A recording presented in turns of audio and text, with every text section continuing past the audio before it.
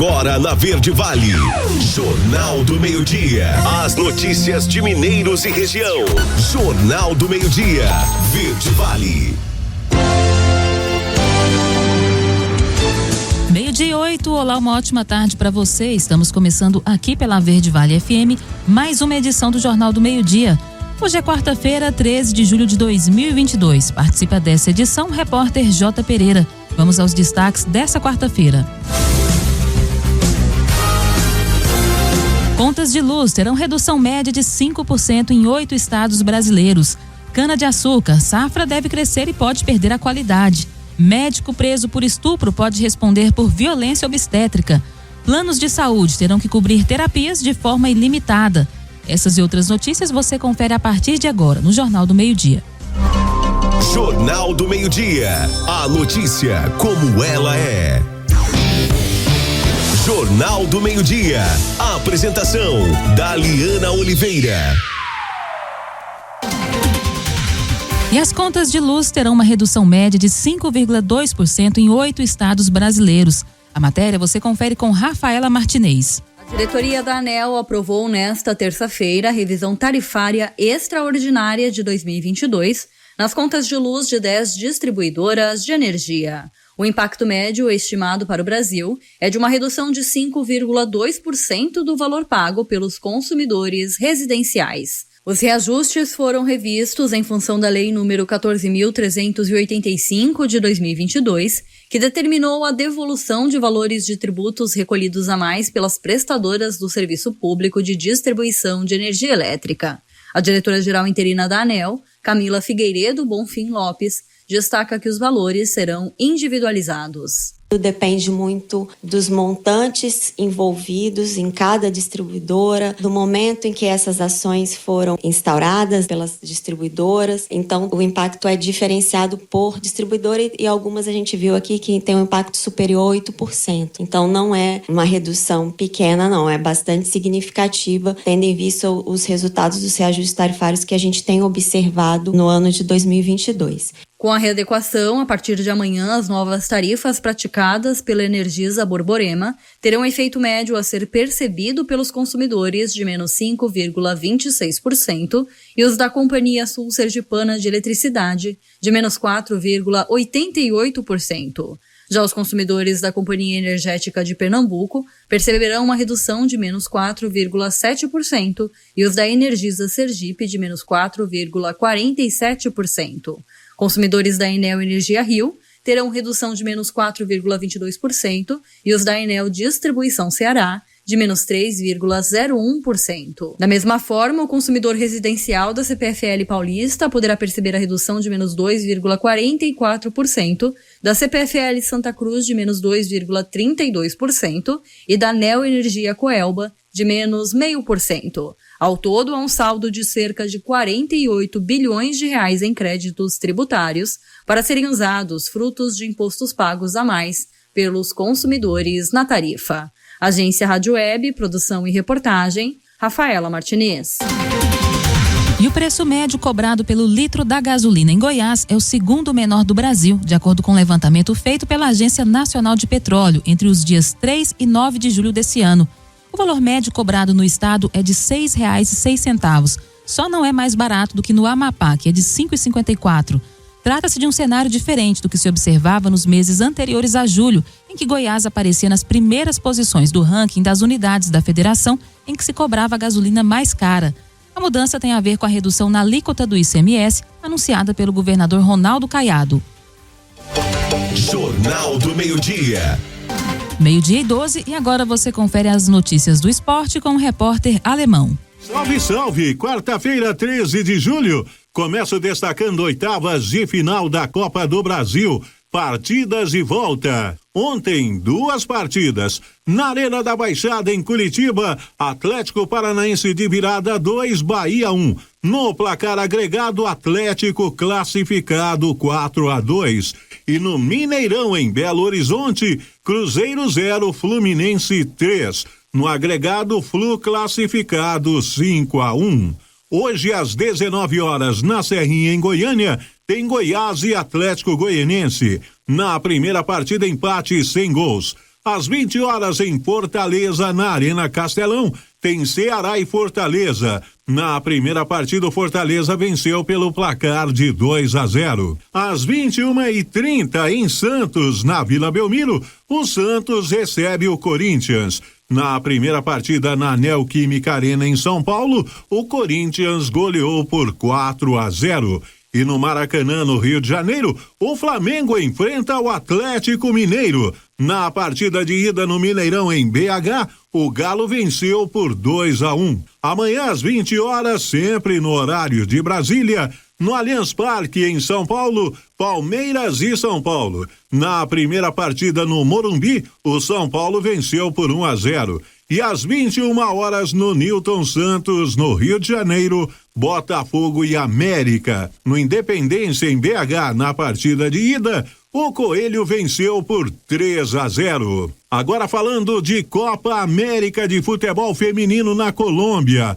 Segunda rodada ontem pelo Grupo B, Uruguai 0, Brasil 3 e Argentina 4, Peru 0. Mercado da bola, o Flamengo anunciou oficialmente a saída de William Arão. Em sua conta oficial no Twitter, o clube informou o acordo com o Fenerbahçe da Turquia. Arão vai se tornar novamente jogador de um time comandado pelo técnico português Jorge Jesus, com quem viveu o ano mágico em 2019 no Flamengo. Já o atacante Rafinha faz valer a sua vontade. Destaque do Leeds United da Inglaterra, ele resistiu ao assédio de Chelsea e Arsenal e vai jogar no Barcelona. O jogador de 25 anos vai assinar com o clube espanhol por 5 temporadas. José Antônio Silva, o alemão, falando de esportes. 12h15. No agronegócio, a China vai concluir a assinatura do acordo de quarentena para importações de milho brasileiro e de amendoim e soja do Malaui, como parte de sua diversificação das importações de grãos. É o que disse o porta-voz da Administração Geral de Alfândegas durante uma entrevista coletiva. A autoridade alfandegária disse em maio que havia finalizado um acordo para permitir a importação de milho brasileiro, alinhando uma alternativa ao produto norte-americano em meio à busca por substitutos das importações da Ucrânia. Jornal do Meio-Dia. Agora, na Verde Vale, os comentários de Alexandre Garcia. Bom dia. Sérgio Moro finalmente disse que vai ser candidato ao Senado pelo Paraná e pelo União Brasil. Eu fico me perguntando, né? Puxa, ele fez de novo o que já tinha feito com o Bolsonaro, né? Porque Álvaro Dias vai ter uma única vaga e Álvaro Dias quer continuar no Senado, é candidato, é do Podemos e é o padrinho dele, padrinho político dele. Foi quem o levou para o Podemos. Agora ele está no União Brasil também, já saiu do Podemos. Aliás, não foi só com o presidente Bolsonaro que ele fez isso, também foi, ainda ontem eu estive com a deputada Carla Zambelli, eu fui ao casamento dela, ele foi padrinho de casamento. E depois revelou conversas pessoais, né? Com a deputada, que a deputada insistia, não deixe o ministério, você pode ser ministro do Supremo e tal. Revelou isso, né? Passando por cima de um código de honra, né? Então, que pena. Né? Exatamente. E ontem, né, no dia que ele anunciou, fez aniversário uma condenação dele. Em 2017, no dia 12 de julho, ele condenou Lula há 9 anos e meio por corrupção passiva e lavagem do caso do triplex de Guarujá. Uma condenação que foi confirmada pelo Tribunal Regional Federal, que, se não me engano, até aumentou a pena, e depois confirmada de novo pelo Tribunal Superior de Justiça, que é o órgão máximo para Código Penal, né? Supremo é para Constituição, é direito constitucional. O órgão máximo é o Tribunal Superior de Justiça, que ante os recursos de Lula negou todos, né? Confirmou tudo. Depois, como a gente sabe, Fachin anulou porque disse que não devia ser na 13ª Vara de Curitiba. E é o mesmo Fachin que preside as eleições em que o que ele soltou é candidato. Se contar isso na Alemanha, na França, na Itália, na Inglaterra, nos Estados Unidos, vão rir da gente, não vão acreditar, né, que aconteceu isso e que nós estamos olhando, né? É incrível. Eu não sei o que é pior, né? Se é o que foi feito ou se é a nossa passividade. É incrível. Bom, vamos em frente. Eu fui saber por que a gente não tem detalhes do Jorge Guaranho, que matou o Marcelo, né, lá na Sociedade Recreativa Esportiva da Segurança de Itaipu. Né? Os dois trocaram tiros, um morreu, o outro está na UTI, em estado grave, até foi transferido para outro hospital ontem, mas a gente não fica sabendo quantos tiros ele levou e o resultado daquele massacre de pontapés que deram enquanto ele estava baleado no chão, né? Pontapés na cabeça, no rosto, no tórax, nas costas, no peito, né? Mas diz que a família não permite que o boletim médico seja... Eu gostaria de saber muito sobre o laudo pericial de lesões, né? É um caso que ainda precisa ser totalmente esclarecido. Bom, e por fim, vejam só, gente, o Al Gore, que falou tanto sobre a Amazônia, que foi o vice-presidente dos Estados Unidos e que é um defensor da natureza, eu não sei se foi depois da conversa dele com Bolsonaro em Davos, na Suíça, em 2019, mas entrevistado pela Folha de São Paulo, a Folha puxou para ver se ele falava mal, né? E ele só falou bem. Diz que não lembrava bem da conversa com Bolsonaro, mas que internacionalização da Amazônia é uma história ridícula e absurda, que é um assunto para os brasileiros e que tem que ver a criação de emprego na Amazônia, né, respeitando o meio ambiente e tal. É exatamente isso que os defensores da soberania fazem, né? Ainda ontem eu estava conversando com a presidente da Comissão de Meio Ambiente da Câmara, a deputada Carla Zambelli, e com o ex-ministro do Meio Ambiente, Ricardo Salles, e os dois falando nisso, que tem que olhar, são os 24 milhões de amazônidas que estão na região mais pobre do país, sentados ou vivendo em cima da maior riqueza do planeta. E por isso a pessoa pega o recurso que está à sua mão, né? Mesmo porque não tem meios de ir para outro lugar e tentar outra coisa. Então é preciso resolver essa questão da Amazônia, que a Amazônia é Brasil. A Amazônia legal é metade do Brasil, ou mais da metade um pouco. De Brasília, Alexandre Garcia. Você ouviu os comentários de Alexandre Garcia. Oferecimento. O Centro de Diagnósticos de Mineiros tem realizado grandes investimentos em modernização, garantindo alta tecnologia em imagem, com equipamentos de última geração para sua maior segurança e tranquilidade. Corpo clínico altamente especializado. No Centro de Diagnósticos, você conta com tomografia computadorizada, ressonância magnética de alto campo, mamografia 100% digital, densitometria óssea e Doppler fluxometria. Centro de Diagnósticos de Mineiros, sempre presente excelência em atendimento e qualidade técnica. Agende seu horário 64-3661-1799 ou pelo WhatsApp 64-99951-9680. Acesse o nosso site www.cdmineiros.com.br. Jornal do Meio-Dia. 12h25, já estamos de volta com o Jornal do Meio-Dia. E o médico preso por estupro pode responder por violência obstétrica. A repórter Rafaela Martinez é quem explica os detalhes sobre esse assunto. Além do estupro filmado pela equipe de enfermagem, a Delegacia da Mulher de São João de Meriti investiga se o médico Giovanni Quintela Bezerra fez sedações desnecessárias ou com doses excessivas e que podem ter colocado as vidas das vítimas em risco. Caso fique comprovada a prática, ele pode responder por outros crimes, inclusive o de violência obstétrica. Além da violência que foi filmado cometendo, outras 5 mulheres denunciaram, elas próprias ou por meio de parentes, Giovanni Quintela por comportamento inadequado durante os procedimentos cirúrgicos a que foram submetidas. Ele também é réu em um processo no qual é acusado de erro médico em Duque de Caxias. Giovanni Quintela seria um dos profissionais que erraram no diagnóstico de uma mulher que acabou perdendo o dedão do pé e chegou a passar 23 dias em coma. O médico nunca apresentou defesa nos autos do processo e a paciente pede indenização por danos morais. Nesta terça-feira, o médico anestesista passou por audiência de custódia, na qual teve a prisão convertida de flagrante para preventiva, que não tem prazo para expirar. Ele foi transferido para Bangu 8, onde ficam os presos com curso superior, e foi hostilizado pelos outros detentos. Ele ficará sozinho em uma cela. Agência Rádio Web, produção e reportagem, Rafaela Martinez. E no agronegócio, a baixa entre os preços da soja continuam na Bolsa de Chicago nesta quarta-feira, porém de forma bem mais tímida e contida do que se observou na sessão anterior.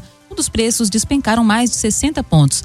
Perto de 8 horas, as cotações recuavam entre 8 e 10,75 pontos, levando o agosto a $14,60 e o novembro $13,32 por bushel.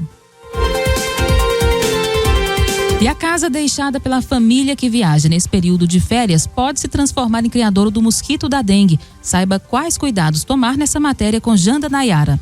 As férias chegaram e com elas as viagens. Mas mesmo nos momentos de descanso e diversão, é importante se manter atento aos cuidados para combater o mosquito transmissor da dengue e da chikungunya. Quem faz o alerta é o coordenador de fiscalização da Diretoria de Vigilância em Zoonoses de Goiânia, Jadson Moreira Lima. As pessoas viajam ali 4, 5 dias, deixam os animais ali, colocam água e comida e essa água fica ali no máximo 8, 10 dias. Com esse clima nosso, pode inclusive se tornar um criador do mosquito. Então é importante, nesse período de férias, ter essa atenção com o imóvel. Piscina, caixa d'água que está mal tampada. Os casos de chikungunya também aumentaram. Já são mais de 3.000 confirmados em todo o estado, com uma morte na última semana. Mesmo em período de seca, os números ainda preocupam as secretarias de saúde. Diminuiu umas 3 a 4 semanas, diminuiu os casos, mas nas últimas 2 semanas eles têm se mantido. Uma quantidade que não é o ideal ou aceitável para o período de seca, né? Os agentes de endemias intensificaram as fiscalizações dos imóveis, principalmente os aqueles fechados. Foram visitados mais de 50 mil imóveis num período de 3 meses. Já autuamos mais de 1.800 imóveis. O seu Edson recebeu a visita dos agentes. Eles não encontraram nenhum foco ou irregularidade. Senhor Edson, muito perfeito o quintal do senhor. É importante continuar com essa mentalidade, cuidando, evitando situações que possam acumular água, né? A parte externa aqui, o ralinho, puder colocar uma telinha para fazer uma prevenção, para evitar que o mosquito tenha acesso, caso fique alguma água lá, mas no resto tá tudo tranquilo. Parabéns, continue cuidando, tá bom? Obrigado. Eu tive dengue. Aqui, todo mundo teve aqui, forte. O meu é cuidado, mas ele voa, né? Então, levei as consequências. Janda Nayara, da Agência Brasil Central. E a Mega Sena sorteia hoje um prêmio acumulado estimado em R$27 milhões. Por se tratar de um concurso com final zero, o prêmio recebe um adicional das arrecadações dos 5 concursos anteriores, conforme regra da modalidade. As 6 dezenas do concurso 2.500 serão sorteadas a partir de 8 da noite no Espaço da Sorte, localizado na Avenida Paulista, em São Paulo, com transmissão ao vivo pelo canal da Caixa no YouTube. E o deputado federal e pré-candidato a governador de Goiás, Major Vitor Hugo, concedeu entrevista à reportagem da Rádio Verde Vale FM na manhã de hoje e falou sobre as emendas já destinadas à nossa região em seu mandato como deputado federal e a expectativa para as eleições desse ano. Vamos ouvir. Bom, ao todo, para Goiás como um todo, nós mandamos R$324 milhões distribuídos em 160 cidades. Para mineiros em particular, nós mandamos R$1,5 milhão, sendo quase 200 mil para combater incêndios florestais, incêndios em parques, áreas de proteção ambiental, né, e áreas de preservação permanente que já estão pagos. R$500 mil para custeio de saúde básico, já pagos. R$100 mil para custeio na área de saúde para combate ao coronavírus, também já pago. R$300 mil para aquisição de equipamentos hospitalares pagos. E quase R$500 mil para aquisição de 2 ônibus escolares, também já pagos e entregues. Eu fui inclusive aí em Mineiros entregar. Então, ao todo, R$1.534.847 já pagos. E se for ver para Santa Rita do Araguaia, também R$1,5 milhão, a gente mandou, mais de 700 mil já pagos. Hortelândia, R$522 mil, sendo que 100 mil estão pagos e já temos cadastrados um caminhão-pipa de mais de R$420 mil. E para Perolândia, R$1.200.000 empenhados para a construção de pontes. Então, esses são os recursos que a gente enviou aí para a região sudoeste e temos aí maior interesse, lógico. Mandamos também para outras cidades próximas aí, como Rio Verde, Jataí, para essas cidades aí ultrapassam aí, certamente as duas juntas chegam a quase R$20 milhões, quando considera também as outras cidades já citadas. Major, o senhor também é pré-candidato ao governo do estado. Gostaria que o senhor falasse sobre a expectativa para as eleições. Bom, eu sou o atual presidente do PL no estado, né? O PL é o partido do presidente Bolsonaro. Eu tenho o apoio do presidente para essa empreitada, então eu sou o pré-candidato em Goiás, apoiado pelo presidente Bolsonaro. Eu fui o líder do governo na Câmara por quase 2 anos. Acho que o trabalho que nós fizemos, o desenvolvimento e aprofundamento da confiança, né, do presidente que fez com que ele me indicasse para esse desafio agora. E nós temos a melhor chapa de deputados federais no PL, melhor chapa também de deputados estaduais. E estamos caminhando aí para avançar. Temos um grupo grande nos ajudando a fazer o plano de governo, né, de mais de 50 profissionais aí em todas as áreas. E temos certeza aí que nos próximos dias vamos ter a definição aí da vice, da questão do Senado, né? Temos aí um pré-candidato, William Moraes. Nós temos as suplências também para poder definir as coligações ou coalizões com outros partidos. Então, o nosso papel principal nesse momento, fortalecer, criar um grupo que vai abordar aí os principais problemas de Goiás, manter o alinhamento com o nosso presidente e trazer benefícios para o estado. Jornal do Meio-Dia. 12h36, já estamos de volta com o terceiro e último bloco do Jornal do Meio-Dia dessa quarta. E a partir de agora, os planos de saúde terão que cobrir terapias de forma ilimitada. A repórter Márcia Bueno é quem explica os detalhes dessa mudança. Começa a valer a partir de agosto deste ano o fim do limite de consultas e sessões com psicólogos, fonoaudiólogos, terapeutas ocupacionais e fisioterapeutas pelos planos de saúde. A medida foi deliberada em reunião extraordinária da Agência Nacional de Saúde Suplementar nesta segunda-feira e vai valer para os usuários com qualquer doença ou condição de saúde, como síndrome de Down, paralisia cerebral, dentre outras listadas pela Organização Mundial da Saúde. E para que o paciente tenha acesso aos tratamentos de especialidades não médicas de maneira irrestrita, a ANS informa que vai ser preciso um encaminhamento pelo médico assistente do plano. No entanto, a agência ainda não detalhou se, nesse caso, a atuação dos médicos vai estar submetida a algum conjunto de critérios pré-definidos. Apenas informou que, com a entrada em vigor da nova resolução em 1º de agosto, ficam excluídas as diretrizes de utilização, que são condições exigidas para determinadas coberturas.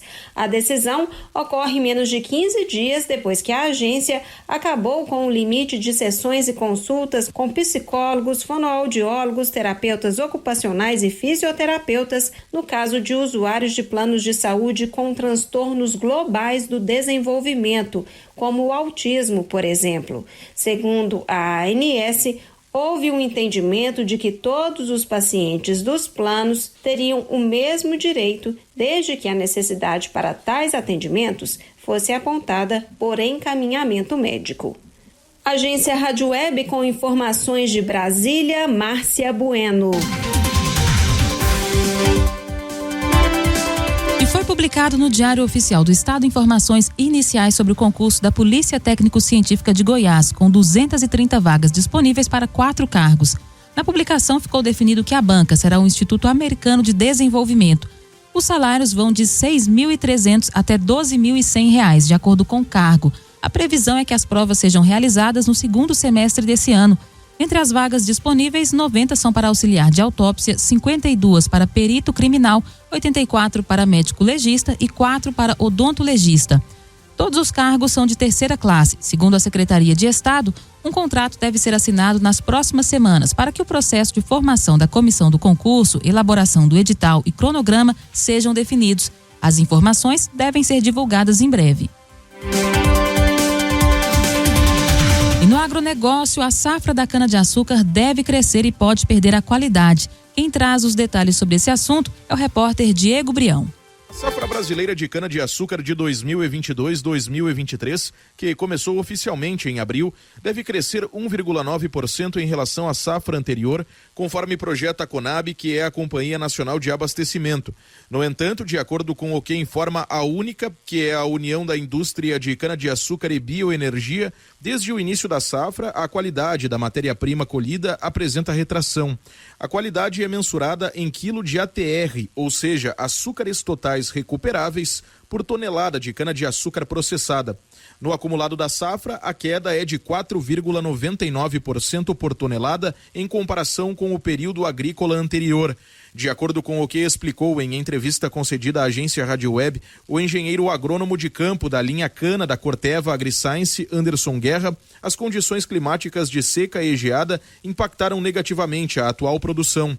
Ele também destaca a importância do ATR para a cultura da cana. Um dos principais fatores, para o produtor de cana ou até mesmo para a usina, porque ele indica a qualidade da matéria-prima que será entregue na usina, ou seja, a qualidade desta cana, junto com a produtividade de toneladas de cana por hectare, o TCH, que é a nossa produção de colmos por hectare. E aí, no processo da moagem nas indústrias, os açúcares extraídos da cana, eles são convertidos nos produtos finais, que é o nosso açúcar e o etanol. O período de colheita da cana-de-açúcar geralmente se estende até o mês de novembro, quando há uma pausa até março do ano posterior, por conta do período de chuvas. Esta condição climática dificulta a colheita, conforme destacou Guerra.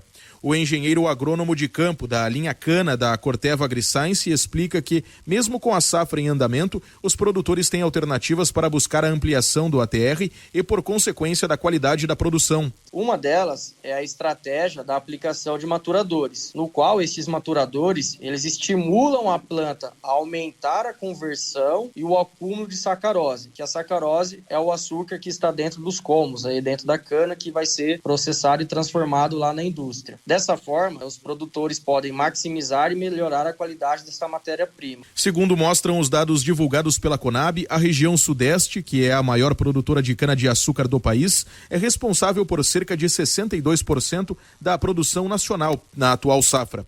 Agência Rádio Web. Produção e reportagem, Diego Brião. 12h41 e agora direto da nossa redação chega o repórter J. Pereira com as informações das últimas 24 horas em Mineiros e região. Quarta-feira a gente chega com as principais informações das últimas 24 horas.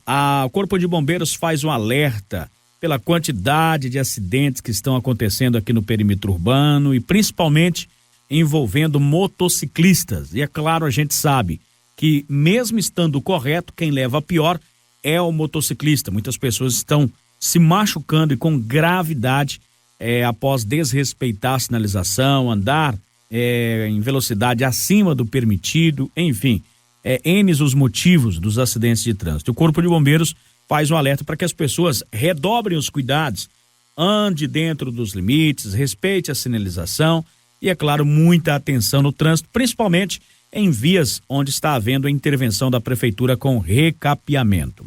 A Polícia Militar e Polícia Civil registraram algumas ocorrências. Uma delas chamou a atenção, que foi uma fraude. Esta foi registrada em uma agência bancária quando a cidadã foi olhar ali o aplicativo, ela notou, que haviam sido feitas algumas transferências que passam aí dos 60 mil, sem a sua devida autorização. Ela então procurou a delegacia para registrar esse boletim de ocorrência a fim de se resguardar e, quem sabe, até ser ressarcida desse prejuízo.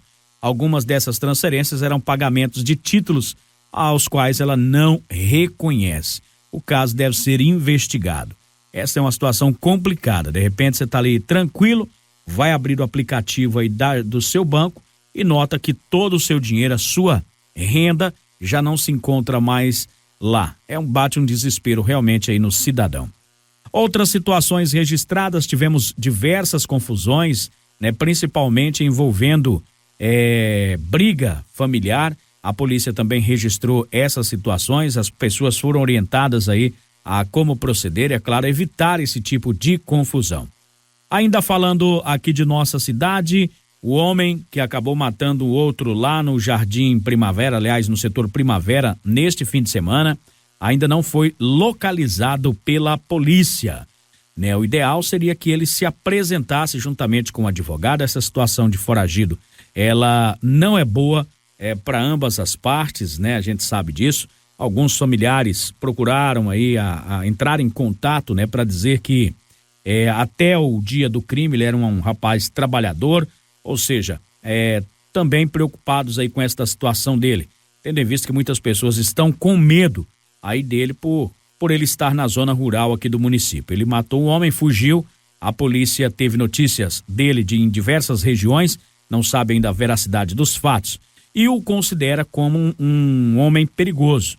Então, né, para evitar aí um mal maior, que ele se entregue, procure uma ajuda de um advogado e se apresente na delegacia o quanto antes para responder pelo crime o qual ele cometeu. Eram estas as informações de hoje, da redação J. Pereira. O Jornal do Meio-Dia estará de volta amanhã. Boa tarde.